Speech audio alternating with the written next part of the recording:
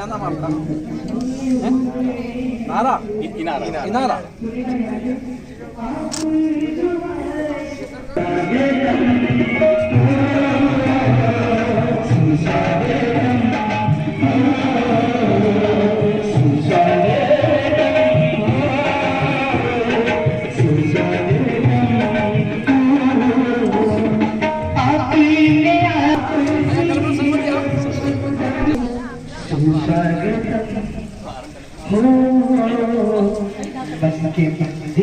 तो नमोस्तु भगवान नमोस्तु। अरहंतो भगवंत्र इंद्र महिता सिद्धाष्ट सिद्धीश्वरा पूज्या उपाध्यायका श्री सिद्धांत सुपाठका मुनिवरा रत्नत्रयाराधका पंचैते परमेष्टिनः प्रतिदिनं कुर्वन्तु ते भगवन्तः कुर्वन्तु ने मंगलम कुर्वन्तु नो मंगलम। नमोस्तु भगवान। जिन शासन देव की जय, 2400 तीर्थंकरों की जय।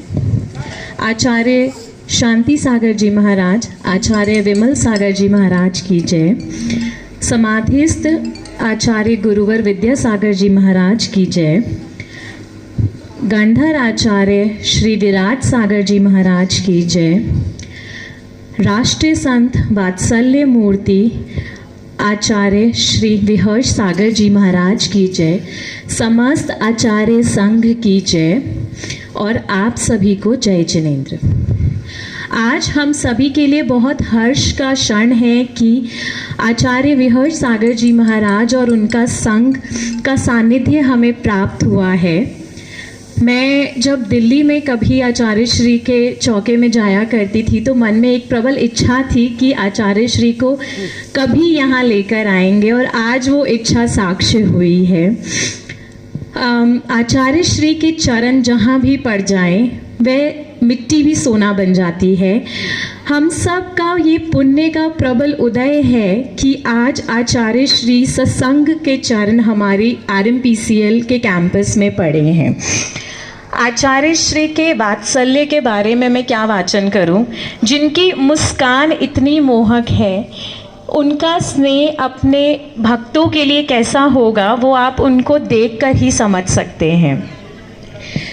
आचार्य श्री की वाणी में भी सरस्वती माँ का एक बार हम सब मिलके आचार्य श्री का जोरदार जयकारा लगाकर उनसे प्रवचन के लिए निवेदन करते हैं। बोलिए वात्सल्य मूर्ति राष्ट्र संत श्री विहर्ष सागर जी महाराज की जय। समस्त मुनि संघ की जय। जयकारा गुरुदेव का। जय जय गुरुदेव। आए देखकर महाराज जी बहुत खुशी हो रही है और यही चाहेंगे कि आपका आशीर्वाद बना रहे और हमारा पूरा जो ये RMPCL परिवार है उससे जुड़े महाराज जी हजारों परिवार हैं, सबका सुखद समृद्धि होती रहे महाराज जी, सबकी सब लोग के कोई हेल्थ या किसी को कोई इशू नहीं आए, ये आपसे को लेके आ जाए। सोचते रहे उन्होंने कहा मैं भक्त कैसा, भक्त की परीक्षा। उन्होंने कहा अपने आप को तोलने का समय आ गया है कि मैं रामचंद्र जी का भक्त हूं कि नहीं। उन्होंने कहा कि अगर मैं राम का सच्चा भक्त होऊंगा तो मेरे हाथ से भी पत्थर नहीं डूबेगा और मैं भक्त नहीं होऊंगा तो मेरा भी पत्थर डूब जाएगा। ऐसी श्रद्धा किसकी होती है जो अपने आप को तोले। आज हम लोग दूसरों को तोलने के लिए तैयार होते हैं, दूसरे के अंदर क्या कमी है, पर अपने अंदर तोलने की काबिलियत नहीं है। और उन्होंने अपने अंदर तोला, अपने आप को नापा कि मेरे अंदर श्रद्धा है, मेरे प्रभु राम मेरे अंदर है कि नहीं है। तो उन्होंने एक पत्थर पे राम लिखा और पत्थर को पानी में फेंक दिया और जैसे ही पानी में फेंका तैरने लगा। हनुमान जी को चौंक गए, अरे मेरे हाथ का पत्थर। एक फेंका, दो फेंका, तीन फेंका, अब तो क्या थी, नाचने लगे, झूमने लगे जोर जोर से, जय श्री राम जय श्री राम जय श्री राम। सब सारी सेना जागृत हो गई। आखिर हनुमान को हुआ क्या? आखिरकार हनुमान को हुआ क्या? क्यों नाच रहे हैं, क्यों शोर मचा रहे हैं, जय श्री राम जय श्री राम। उन्होंने सबको बुला लिया, सब आ जाओ। अब जो पुल सालों में बनता, अब कुछ समय में पुल बन जाएगा। नहीं, कैसे बनेगा? उन्होंने कहा मेरे पास पत्थर लाओ, सब पे राम नाम लिखना चालू कर दूंगा। और जैसे उन्होंने राम लिखा और पत्थर डाला, सारे पत्थर तैरना चालू हो गए। अब पूरी सेना जयकारा लगाने लगी, जय श्री राम। रामचंद्र जी और लक्ष्मण जी जो आराम कर रहे थे, उन्होंने कहा आखिरकार क्या बात हो गई कि रावण का कोई व्यक्ति तो नहीं आ गया जिसने आक्रमण कर दिया हो? चलकर आए, देखा तो वहां नल नील पत्थर नहीं डाल रहे थे, सारी सेना पत्थर डाल रही थी, वो पत्थर तैर रहा था। रामचंद्र जी पहुंचे, ये कैसे हो गया? उन्होंने कहा प्रभु ये तो आपकी लीला है, आपका ही प्रभाव है कि आपके प्रभाव से। अब रामचंद्र जी सोचने लगे कहीं ये पत्थर में कोई ऐसा तो नहीं पत्थर फेंको डूबता नहीं हो, अपन भी फेंक के देखें, हम भी फेंक के देख ले। पर उन्होंने सोचा कि अगर देखो मैंने फेंका हो, मेरा नाम का पत्थर डूब गया तो सब हंसी के पात्र बन जाएंगे कि जिसके नाम से मैं पत्थर डाल रहा हूं उसके पत्थर डूब गया। तो लगे नहीं, सबके सामने नहीं, आगे चलते। आगे चले गए समुद्र के किनारे किनारे काफी दूर तक चले गए। कुछ दिखाई नहीं दिया कि कोई नहीं है। उन्होंने धीमे से एक पत्थर उठाया और जैसे ही पानी में डाला और पत्थर डूब गया। उनके धक्क हो गया, उनकी क्या हो गया। उन्होंने पीछे मुड़ के देखा तो देखा हनुमान जी देख रहे थे। मैंने कहा हनुमान तुम कहां से आ गए? कि प्रभु मैंने सारी लीला देख ली, आपकी सब कुछ देख लिया। उन्होंने कहा देख लिया तो कहना नहीं किसी से? नहीं प्रभु मैं तो सबसे कहूंगा, घर घर में जाके कहूंगा, एक एक व्यक्ति से कहूंगा। रामचंद्र जी थोड़ा चौंक गए। नहीं क्या कहोगे तुम? कि कहूंगा प्रभु जो राम के हाथ में होता है वो संसार सागर में तिर जाता है, और जो राम के हाथ से छूट जाता है वो संसार सागर में डूब जाता है। महानुभावों, इसलिए कहा गया है जीवन में श्रद्धा जरूर रखना। हमारे जो राम हुए हैं, हनुमान हुए हैं, महावीर हुए हैं, अगर हमारे ऊपर इनकी श्रद्धा है तो इनका आशीष हमारे ऊपर हमेशा रहता है, गुरुओं का आशीष रहता है। और कहा गया है गुरु का अगर आशीष आपके जीवन में है तो आपको कोई फेल नहीं कर सकता है कि जितने तारे गगन में उतने बैरी होए, जितने तारे गगन में उतने बैरी होए, एक कृपा गुरुदेव की तो बाल न बाका हुए। तो जीवन में गुरु का आशीष बहुत महत्वपूर्ण होता है। जिसके जीवन में गुरु आ जाते हैं उसका जीवन प्रारंभ हो जाता है। हर जगह कहा गया है जिसके जीवन में गुरु नहीं उसका जीवन शुरू नहीं। देखिए अभी ऐसा काल चल रहा है, इस काल में ना राम है, ना हनुमान है, ना महावीर है, पर उनका अगर कोई रूप धारण करके आते हैं तो हमारे बीच में गुरु महाराज आते हैं। आचार्य विहर सागर जी महाराज जो देखिए इन्होंने दिल्ली जैसे शहर में 16 वर्ष तक एक ऐतिहासिक प्रभावना की, ऐसी प्रभावना की कि जो आरएसएस का आज तक के रिकॉर्ड में सबसे बड़ा प्रोग्राम हुआ मोहन भागवत जी का, तो उसमें चयन किया गया किसको बुलाया जाए, तो उसमें नाम आया तो आचार्य विहर सागर महाराज जी का आया कि उनको बुलाया जाए, और उनको मुख्य अतिथि के रूप में बुलाया गया मेरठ की सभा में, जहां पर 5 लाख स्वयंसेवक थे। आज तक मैंने भी देखा है इतना बड़ा सम्मेलन कहीं नहीं हुआ आरएसएस का, पर 5 लाख लोग गए और वहां पर भी महाराज सिंह ने एक महती प्रभावना की और देश के लिए जो उपदेश दिया, तो वहां के जितने लोग थे सबने कहा कि आज जैन संत भी अगर सोचते हैं तो देश के बारे में सोचते हैं। महानुभावों, आचार्य श्री को जब राष्ट्रसंत की उपाधि मिली तो 15 तो कलेक्टर थे, IAS ऑफिसर थे, बहुत बड़े नेता थे, सब लोग थे। उन्होंने कहा कि महाराज श्री, आप देश के बारे में सोचते हो, राष्ट्र के बारे में सोचते हो, और आपके पास बड़े बड़े नेता आते हैं, तो आज से आपको राष्ट्रसंत की उपाधि से अलंकृत किया जाता है। अभी महाराज जी ने इंदौर में महती प्रभावना की, जहां पर लोग बाग कहते थे कुछ लोग इकट्ठे नहीं होते महाराज जी। महाराज ने कहा ऐसा नहीं है, आते हैं सब लोग, बुलाने वाला चाहिए। और देखिए महाराज जी ने अभी एक बृहद महार्चना की, जिसमें घोषणा कर दी थी महाराज जी ने, जिसको जो भी समस्या हो, आजकल परेशानी, हर कोई व्यक्ति परेशान है, दुखी है, और किसी को दुख बताना भी नहीं चाहिए। अगर बता दो तो वही व्यक्ति सामने बैठा है, किसकी कमजोरी पता चल गई। पर आचार्य विहर्ष सागर महाराज जी ने ऐलान कर दिया था कि आप एक श्रीफल लेके आइए, किसी से मत कहिए, उस श्रीफल को लाइए और श्रीफल में बोल दीजिए, और अपने जो भी कार्य हैं, जो भी दिक्कत है, सब बोल दीजिए और चढ़ा दीजिए। देखिए इंदौर से निकलना बाद में हुआ, लोगों के काम बनना चालू हो गए। ये श्रद्धा होती है।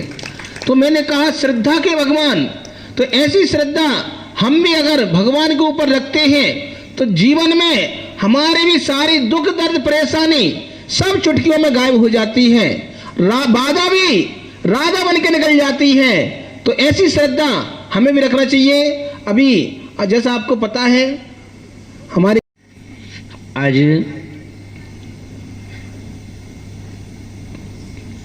इस फैक्ट्री में महाराज जी का जो आना हुआ है वो सभी के पुण्य से हुआ है। देखिए हमारे क्या नाम भाई का, विनीत भैया के निमित्त बनकर के जब उनका कितना मन था कि वो आज सुबह भी जब मेरे पास पहुंचे जल्दी से, और अभी पूरा 5-6 किलोमीटर का बिहार करवाते हुए कल भी बिहार करवाया, और एक जो उत्साह था, तो उत्साह क्या था कि गुरु महाराज हमारी फैक्ट्री में आएंगे, और बोले कि जितनी हमारी टीम है पूरी हमारी कंपनी की, सारी कंपनी के लोग आपके साथ बैठेंगे, उन्हें आपके दर्शन मिलेंगे, उन्हें आपके विचार सुनने को मिलेंगे। ये उनके भाव थे। और देखिए उन्होंने इसलिए वो पूरी तैयारी करके रखी कि महाराज जी साहब आए और सबके लिए 4 शब्द सुनने को मिले, लोगों को जानने और समझने का मौका मिले। क्योंकि जब कभी अब देखते हैं ना अपन, कभी जैसे अभी मान लो अपन आए तो पहली बार मुनिराज को किसने देखा? पहली बार सब लोग हाथ उठाओ जिनने पहली बार देखा है ना? पहली बार देखा ना? हाँ। अब पहली बार देखा है तो थोड़ा सा ऑड भी लगता है ना? लगता है कि अरे यार चिक क्या बात है ना? ये कैसे संत हैं भाई? संत तो जब भी कोई संत का नाम आता है तो मुझे लगता है कि वो बड़े बड़े बाल वाले, दाढ़ी वाले ना वो संत होंगे। तो अपन लगता है उत्सुकता रहती कि भाई कोई महाराज आ रहे हैं तो संत आ रहे होंगे। जब जैसे अपन देखते संत, अरे अच्छे कैसे संत, ये तो कपड़े धत्ते नहीं कुछ भी ना। तो अपन ये देखें कि एक दर्शन है, जैन दर्शन जिसे अपन कहते हैं। और जैन दर्शन में जैसे अपन देखें कि हम या हमारे जो बच्चे हैं वो एक सब्जेक्ट चूज करते हैं, करना चाहते हैं, IPS बनना चाहते हैं, IAS ऑफिसर बनना चाहते हैं, डॉक्टर, इंजीनियर, क्या बनना चाहते हैं वो चूज करते हैं। तो अपन देखेंगे कि वो सारे लौकिक सब्जेक्ट्स हैं, वो सब क्या है? लौकिक है। और एक सब्जेक्ट और है, वो है पारमार्थ का। क्योंकि ये अपन देखें कि जितने भी अपन देखें जितने मंदिर हैं किसी भी नाम से हों, चाहे वो कृष्ण का मंदिर हो, राम का मंदिर हो, हनुमान का मंदिर हो, तो ये भी तो कभी हम जैसे ही तो थे, हम लोगों के बीच में ही तो थे, सब थे कि नहीं? यस नो थे ना, छोटे साइड चलाओ, चेहरे दिख रहे सबके ना, थोड़ा सा 4 भाई थे, लक्ष्मण भरत शत्रुघ्न, पांडव थे तो वो भी 5 थे, कौरव भी थे उनके साथ। पर हम देखें कि उनके यहाँ भी झगड़े भी थे, लड़फड़े भी थे, सब कुछ था, सब कुछ जैसे हम लोग के परिवारों में होता है, समाज में होता है, वो सब सारी चीजें उनके यहाँ भी थी। पर उन्होंने क्या किया, एक सब्जेक्ट चूज किया उन्होंने। वो सब्जेक्ट था कि हमें कुछ सब लोगों से हटके करना है। इंजीनियर इतने हैं, इतने डॉक्टर्स हैं, अगर हम भी इंजीनियर डॉक्टर बने तो फिर क्या फायदा। रामचंद्र जी का मंदिर कौन बनाता, और वो भी इंजीनियर बन जाते, डॉक्टर बन जाते, सीए बन जाते, आईपीएस बन जाते, तो उनके मंदिर क्यों बनते फिर। पर उन्होंने क्या किया है कि हटके एक सब्जेक्ट चूज किया, वो है ईश्वर बनने का। और ईश्वर बनने का मतलब क्या है कि अगर हमारा अपना खुद की फैमिली है तो आपका फोकस अपनी फैमिली पर होगा, कि मेरे बच्चे, मेरी बीवी, मेरा पति, इन पे फोकस होगा। और जो ईश्वर बनने का जो सब्जेक्ट चूज करता है, उससे फिर अपना परिवार नहीं, उससे प्राणी मात्र। देखो कभी कभी अपन सोचेंगे कि ये जैन संत हैं, ऐसा बोलोगे, पर हम कभी ये नहीं बोलेंगे कि आप अजैन हैं, हम क्या बोलेंगे, ये सब हमारा परिवार है। वसुदेव कुटुंबकम, सारा वर्ल्ड जो है, सारे लोग हैं, वो हमारा परिवार है। क्यों, अब हमारी कोई फैमिली तो है नहीं, ना बीवी है, ना बच्चे हैं, ना माँ है, ना पिता है, ना भाई है, ना बहन है, सारे कोई नाता नहीं है, सबको छोड़ चुके। और सबको छोड़ के क्यों उनको छोड़ करके अब हम सोचेंगे, तो जैसे कहते हैं ना लोग मोदी जी के बारे में, लोग कहते हैं मोदी जी किसके लिए करेगा, किसके लिए घोटाला करेगा, किसके लिए क्या करेगा, ना बीवी है, ना बच्चे हैं, है ना। तो इसलिए वो सब सोचता है, तो देश के बारे में सोच रहा है। तो ऐसे ही महाराजों का काम है कि हमारा कोई है ही तो नहीं आगे पीछे, तो हम किसके लिए सोचेंगे। तो हम सोचते हैं सब, आप सबके बारे में क्या सोचते हैं, क्या सबका कल्याण हो। अब ऐसा नहीं कि कोई जैन साहब हैं तो इन्हीं के बारे में सोचते हो कि इन्हीं का कल्याण हो, सिख हैं तो इनका भी सोचते हैं इनका भी कल्याण हो, ये भी तो किसी के माँ, किसी के पिताजी, किसी के भाई, किसी के बेटे, है ना, तो इनका भी कल्याण हो। तो ये एक संत की सोच है कि वो सबके बारे में सोचते हैं। ईश्वर से जब प्रे करते हैं, प्रार्थना करते हैं, ध्यान करते हैं, तो वो यही सोचते हैं कि प्राणी मात्र का कल्याण हो, सभी जीव सुखी रहें, सभी जीव के बारे में सोचते हैं, तो वो संत है। अब अपन ये देखें कि संतों में भी ये भेद तो है, बहुत सारे संत हैं ना, हर दर्शन में संत हैं, पर ये जैन संत में एक विशेषता क्यों है, तो अपन ये देखेंगे कि ये भगवान बनने की एक कला है। एक सब्जेक्ट चूज किया कि हमें को ईश्वर बनना है। अब ईश्वर बनना है तो ईश्वर बनने के लिए खाली माता पिता ही छोड़ना या परिवार ही छोड़ना ही भगवान नहीं बन सकते। उसके लिए जो अंतरंग के हमारा जो मन है, जो हमारा मन है बड़ा चंचल है, सभी के पास मन है। आप देखते हो एक मन बैठे बैठे कहां से कहां पहुंच जाता है, हम क्या क्या सोच लेते हैं ना। तो बोले कि इस मन को कंट्रोल में करना है। इस मन को कंट्रोल में कि अभी अपन देखें ये जो संत हैं, जैसे अभी बिहार चल रहा है, तो आपको इनकी चर्या शायद नहीं मालूम होगी, तो आपको देखे खाली ऐसा ही नहीं कि ये खाली नग्न ही रहते हैं, ये तो एक आपको दिखाई दे गया कि नग्न रहते हैं। और विशेषताएं भी हैं इनकी। क्या विशेषता है? पहली विशेषता ये है कि पूरे भारत में, भारत से बाहर जाते नहीं। क्यों नहीं जाते? क्योंकि भारत से बाहर जाएंगे तो हवाई जहाज का उपयोग करना पड़ेगा, है ना, वो करते नहीं। पानी के शिप का उपयोग करना पड़ेगा, वो करते नहीं। क्योंकि पूरे ऑल इंडिया में कहीं भी जाना हो पैदल पैदल जाएंगे, तो ये शर्त है, तो पैदल पैदल चलना है, जूते चप्पल नहीं पहनना है, खड़ाऊ नहीं पहनना है, ऐसे ही रह के चलना है, नहाना नहीं है। अब आप सोचोगे तो नहाता तो हर कोई व्यक्ति है, पर ये जैन सेंट जो हैं ये स्नान नहीं करते। पर आपको लग रहा है देख के कि स्नान नहीं करते हो? नहीं लग रहा ना? क्यों नहीं लग रहा? क्योंकि आप सभी ने भगवान को मंदिर में विराजमान कर रखा है, और इन संतों ने ईश्वर को अपने हृदय कमल पर विराजमान कर रखा है। ये 24 घंटे आराधना करते हैं।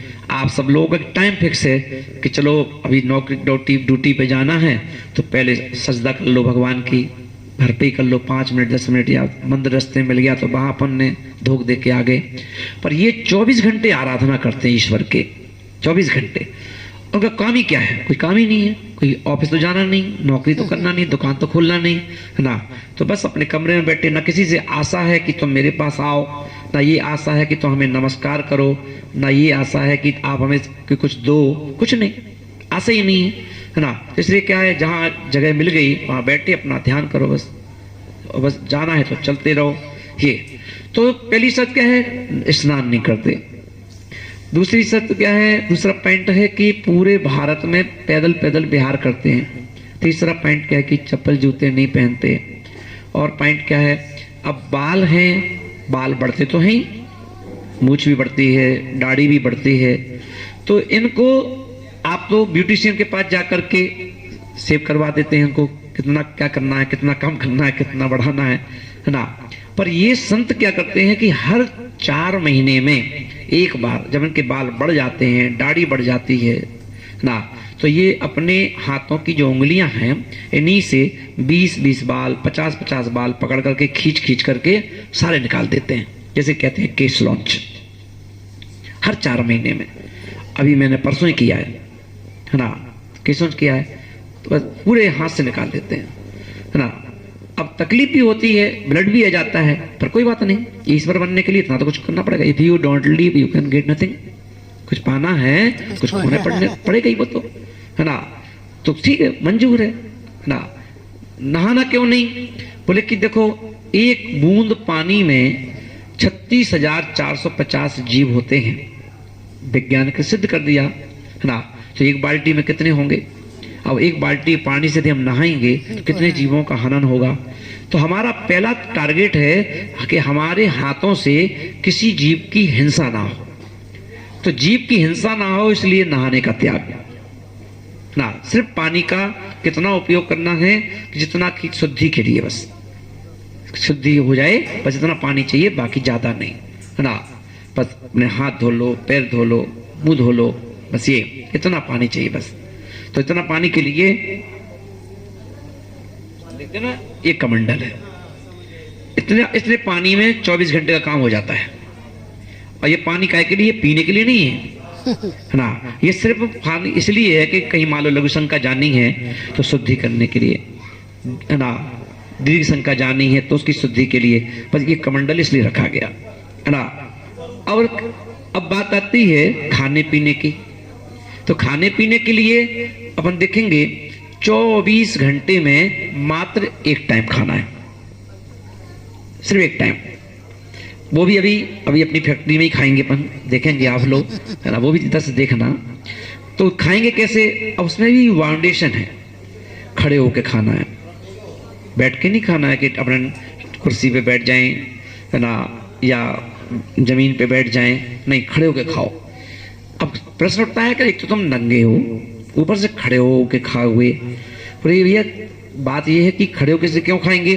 बोले ज्यादा ना खप जाए, बैठ के खाओगे तो आराम से खाते रहो, क्या दिक्कत है। अब खड़े होके खाना है, और खड़े होने में भी ऐसा नहीं, आप कहोगे खड़े होके तो हम लोग भी खा लेते हैं, कभी होटल पे खड़े हुए खा लेते हैं, कभी शादी पार्टी में खड़े हुए खा लेते हैं, पर इनका खड़े होने का और आपके खड़े होने का अंतर है।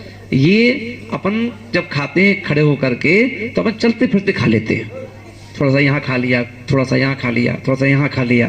पर ये क्या करते हैं, अंगत की तरह एक बार जहाँ खड़े हो गए, दोनों पैर जमा दिए, तो जब तक ही पैर वहां से अंगूठा भी नहीं हिल सकता जब तक आपका पेट नहीं भर जाए। अंगूठा भी नहीं हिलना चाहिए, अंगूठा भी अगर हिल गया तो आपको छोड़ना पड़ेगा भोजन उसी समय, है ना। पहली शर्त। दूसरा, दोनों हाथों को आपस में ऐसे जोड़ करके, जैसे कहते हैं अंजलि बनाना।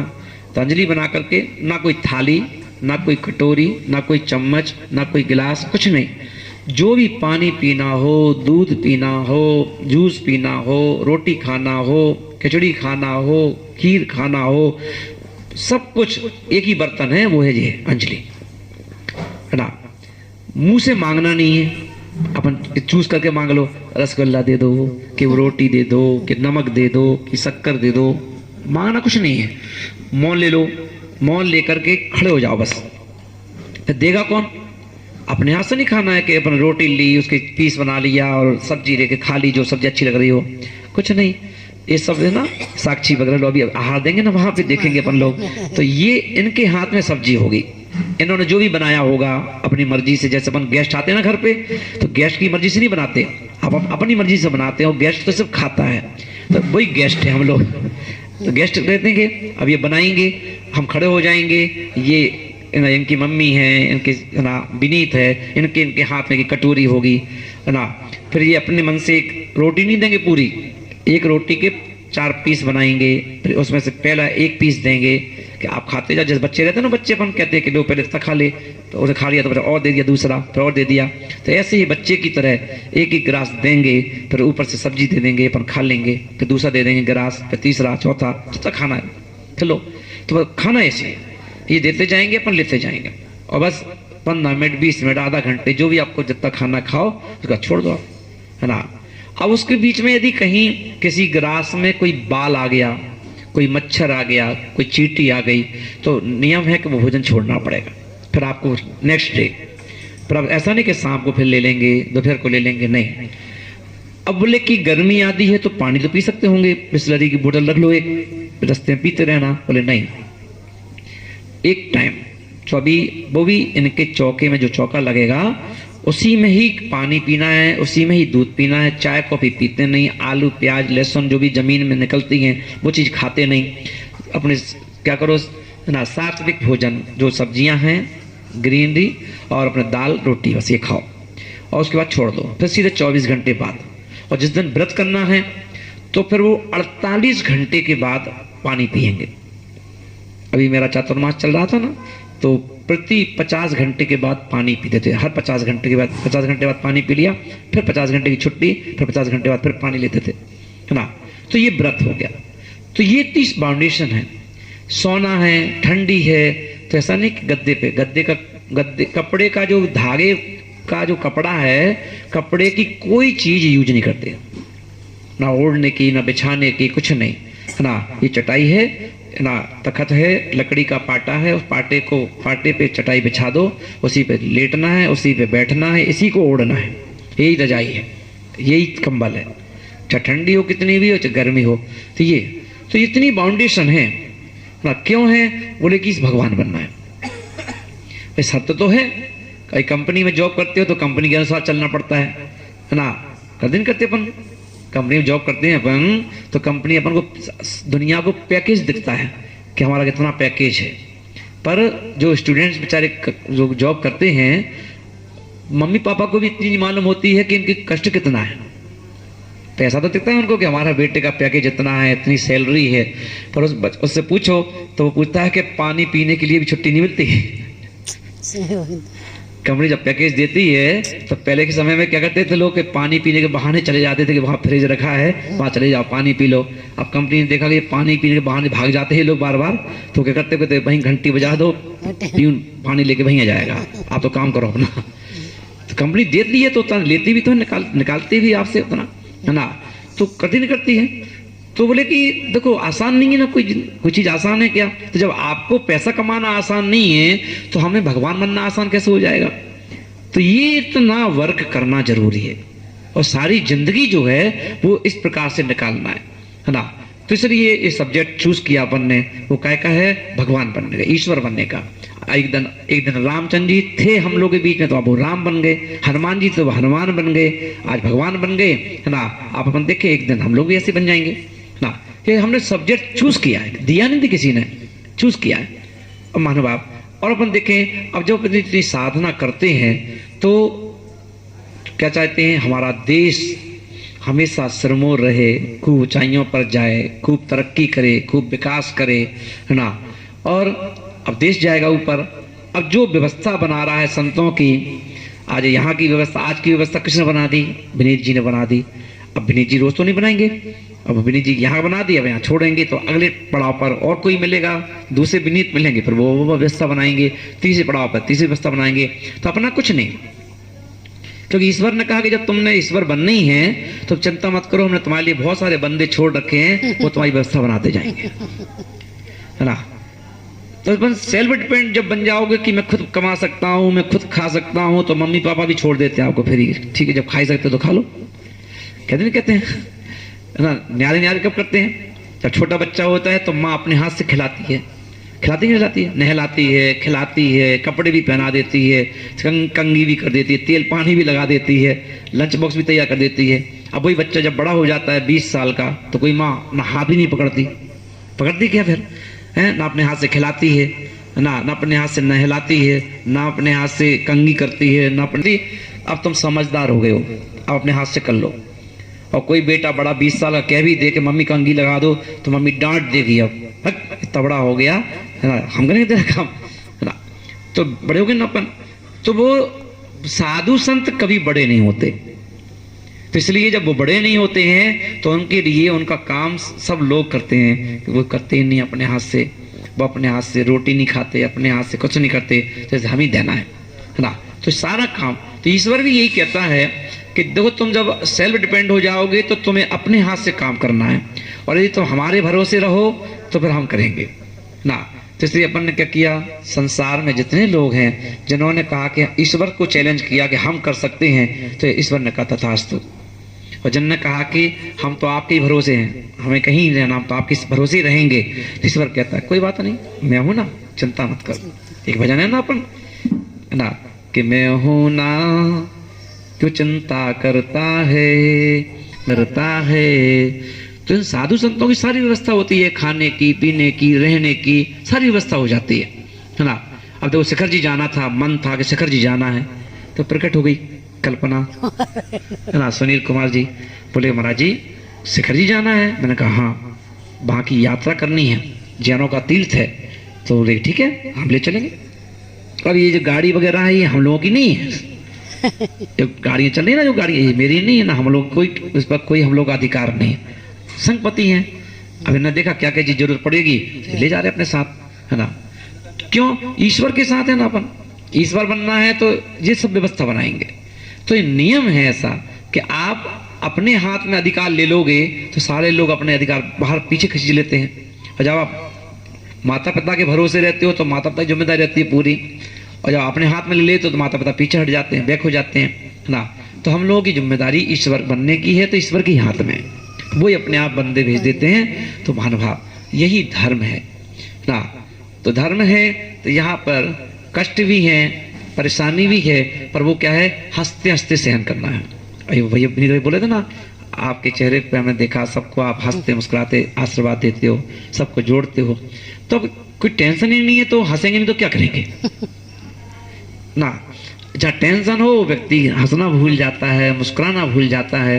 तो अब तो अपन को ईश्वर बनना है, तो ईश्वर बनना है तो अपन राम को देखा ना अपन ने, सबने राम को भले ही वनवास हो गया हो 14 वर्ष का, कैकई ने भले ही अपने हुनर से राम को वनवास भेज दिया, 14 वर्ष के चले गए, वो सारे आभूषण उतरवा लिए, सब कुछ करवा लिए, तो उनकी मुस्कुराहट तो ना छीन पाई ना, बाहर से सारी चीजें छीन ली पर उनकी मुस्कुराहट तो नहीं छीन पाई। और रामचंद्र जी ने उस एक मुस्कुराहट के साथ कितनी बड़ी सेना तैयार कर ली कि नहीं कर ली। तो वही रूल्स है कि भगवान बनना है तो चेहरे पर स्माइल होना चाहिए। कष्ट तो क्या है, क्योंकि अपन देखें परिस्थितियां के अनुसार जीवन में लाइफ जो है अपनी, उसमें कहीं ना कहीं कष्ट तो आते ही रहते हैं। तो वो तो एक है ना life of part of life है, एक पार्ट है लाइफ का एक अपना, तो आएंगे, पर उनको हंसते हंसते निकाल देना ये आर्ट ऑफ लाइफ है ना, ये हमारा आर्ट है ना। तो इसलिए यही चीज सिखाई गई। धर्म कहता है कि आर्ट से भरे हुए रहो, पार्ट पे ध्यान मत दो, है ना, और खुश रहो और निश्चिंत रहो, और क्या सोच कर रहो, है ना, आगे ज्यादा मत सोचो। क्या सोचना तुमको, सोचने वाला ऊपर बैठा है ना। आप तो क्या करो, आप सब तो खिलौने हो उनके बनाए हुए, वो अपने आप रिमोट भरता जा रहा है ना। इसलिए कहा गया, हाथ जोड़ो सब लोग और मेरे साथ बोलेंगे, क्या बोलेंगे, बोलो, मानो तो रोज मौज है, मानो तो रोज मौज है, नहीं तो समस्या तो रोज है है कि नहीं? मान लो तो मौज है और नहीं तो समस्या रोज है ना। तो समस्या तो कदम कदम पर है, पर अपन समस्या को ही मौज मान लो कि ये भी मौज है, ये भी एक हिस्सा है मौज का, है ना। ये इसलिए महानुभाव बच्चे तो छोटे छोटे बच्चे होते हैं ना, बिना मेहनत के नहीं खाते। पर मेहनत खाते क्या कि अपने बच्चों से कह दो तुम यहाँ हिलना मत, यहीं बैठ जाओ, तो बच्चे नहीं मानेंगे, वो यहाँ दौड़ेंगे वहाँ दौड़ेंगे, गिर जाएंगे, रोएंगे, चिल्लाएंगे, फिर आ जाएंगे, फिर खाते हैं। वो कहते हैं मम्मी पापा से कि हम फ्री की नहीं खाते मेहनत की खाते हैं, है ना। तो वो परेशानी लेते ही लेते तब जाके वो रोटी खाते हैं। तो परेशानी तो अपने जीवन का एक हिस्सा है, उसे हंसते हंसते मुस्कुराते मुस्कुराते, है ना, लेते जाओ और आगे बढ़ते जाओ, है ना, और एक दिन अपनी मंजिल को प्राप्त कर सकते हैं। तो महानुभाव धर्म कोई अलग अलग नहीं है, ईश्वर कोई अलग अलग नहीं है, ये हम लोगों की गलत फहमियाँ हैं और हम लोगों की सोच है। अपन देखें पूरी मानव जाति एक है ना, सब लोग एक हैं, सारे ईश्वर एक हैं, ईश्वरों में कोई झगड़ा नहीं है ना, क्योंकि ईश्वरों का एक स्थान है, ईश्वरों का नाम है सिद्धालय, ईश्वरों का स्थान है ना, वो सिद्धालय हो, वहां पर सभी हैं। अब देखिए रामचंद्र जी कहो, हनुमान जी कहो, महावीर जी कहो, सब एक है, कोई अलग अलग नहीं है, सब एक ही स्थान पर है। और हम सब एक मानव जाति के लोग हैं ना, सिर्फ ठीक है अपने रहन सहन के कारण से हम लोग अलग थलग हैं। आज अगर आप देखें मुस्लिम है तो मुस्लिम कोई अलग थोड़ी ना है ना, सबका रहन सहन है वो अपन को पसंद नहीं आता है। हाँ कैसे लोग हैं आज ऐसा करते हैं, है ना। तो और क्या है, जैन लोग हैं तो कोई अलग थोड़ी ना है, उनका अपना खुद का एक तरीका है रहने का कि हम भैया हमको उल्टी चीज नहीं खाना है, हमको से भैया दाल रोटी वाले हैं, है ना, सात्विक जीवन है, ज़्यादा हौच पौच नहीं करना है बस। तो रहन सहन से हर लोगों ने अपना अपना एक ग्रुप अलग अलग बन गया हम लोगों का, बाकी सब हम लोग एक हैं। और रहते रहते हम लोग को एक दूसरे से एलर्जी हो गई, अब लोग भेदभाव कर लेते हैं, अरे यार ये हैं और वो वे हैं, ऐसा है। पर ईश्वर कहता है कि नहीं, मानव जाति पूरी एक है, हमें सबके साथ मिलने के रहना चाहिए और सबके बारे में अच्छा सोचना चाहिए। तो महानुभाव आज की डेट में आप सबके साथ बैठ करके विचारों को साझा करने से ना एक आनंद की अनुभूति हुई, क्योंकि अपन देखिए अपनों से अपने कहने में क्या मजा ना, क्योंकि कहते हैं कि दवा का मजा तभी है जब सामने कोई रोगी हो, दवा का मजा तभी है जब सामने कोई रोगी हो, और क्षमा का आनंद तभी है जब सामने कोई क्रोधी हो। अपनों से अपनी कहने में क्या आनंद है, बात का मजा तो तभी है जब सामने धर्म को नहीं जानने वाले लोगों की समात हो। तो महानुभाव आज अपन देखें, क्योंकि अपन देखें हम लोगों के अंतर में ऐसा नहीं कि हम लोग महावीर को मानते हैं, हर ईश्वर